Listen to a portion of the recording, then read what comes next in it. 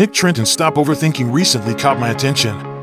A person who overthinks is one who overanalyzes past events or worries about upcoming events to the point they are irritable and can't concentrate. As a result of reading Stop Overthinking, I have realized I cannot think my way out of overthinking. Even if I devise a perfect plan, my mind will continue to race if my anxiety remains high. Anxiety must be reduced if you want to regain control of your mind after overthinking. When your mind is racing, here are 3 ways to quickly reduce your anxiety. Number 1. 5-4-3-2-1 method. Patients with panic disorders were helped by the 54,321 method. I feel like Doctor Strange in a Marvel movie when I use the 5-4-3-2-1 method. The 5-4-3-2-1 method works like this.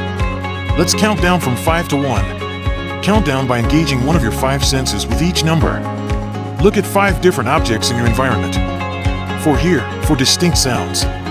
3 feel 3 sensations. 2 detect 2 smells. And 1 identify 1 taste. The pen on your desk, the picture on the wall to your right, and a cup of coffee on your desk to your left would be the steps for the 5-4-3-2-1 if you were sitting in your office. Hear the hum of your computer fan, the air coming out of the vent, the voice of a coworker, and the air coming out of the vent.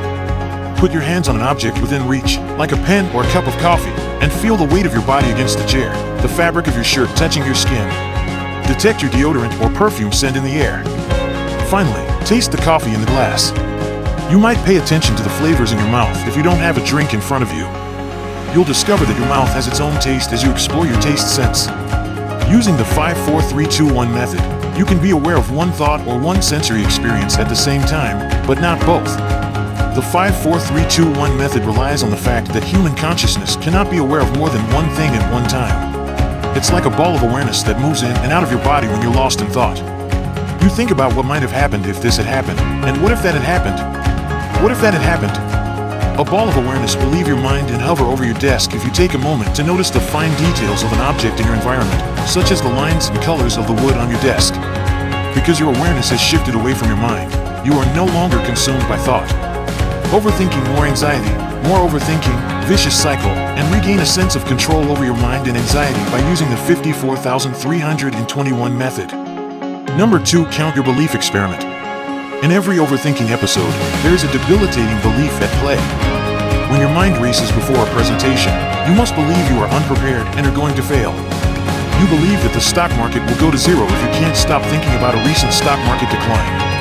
You believe that people will pay close attention to your outfit if you are overly concerned about what others think about it. By challenging your anxiety-inducing belief, you can stop overthinking. If you feel anxious, first clarify your belief by asking yourself what you must believe about yourself, others, or the future to justify it. Then you can invert your belief to form a counter-belief. For example, if you believe I am ill-prepared for this presentation, the counter-belief is I am well-prepared for this presentation. You can conduct a counter-belief experiment by driving the counter-belief. For 1 minute, live in accordance with the counter-belief. Suppose, for instance, that you are well prepared for your presentation for the next 60 seconds, and you observe how your anxiety and thoughts are affected by that belief. Alternatively, you could live for the next 60 seconds believing that the stock market will recover within 3 years, and see how that affects how you feel and what you think about. In the next 60 seconds, you can pretend that nobody cares about what you wear because they're too busy thinking about themselves, and see how that affects your anxiety. To support your new belief, you can examine your practice before the presentation to prove that you are prepared. You could also examine historical stock market data to find how long it takes the stock market to recover after a 15% dip. The same can be said for the time you had a stain on your shirt and no one noticed. When you discover evidence to support a counter-belief, you begin questioning your original belief, which reduces anxiety and calms overthinking. Number 3. Worry postponement.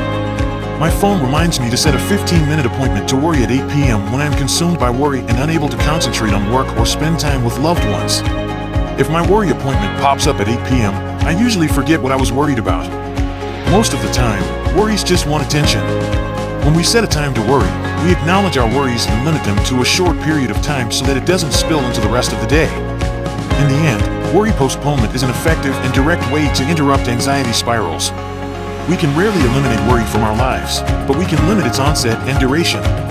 We tend to overthink when we're anxious, but attempting to think our way out of anxiety only adds fuel to our overthinking fire and results in a racing mind that feels out of control.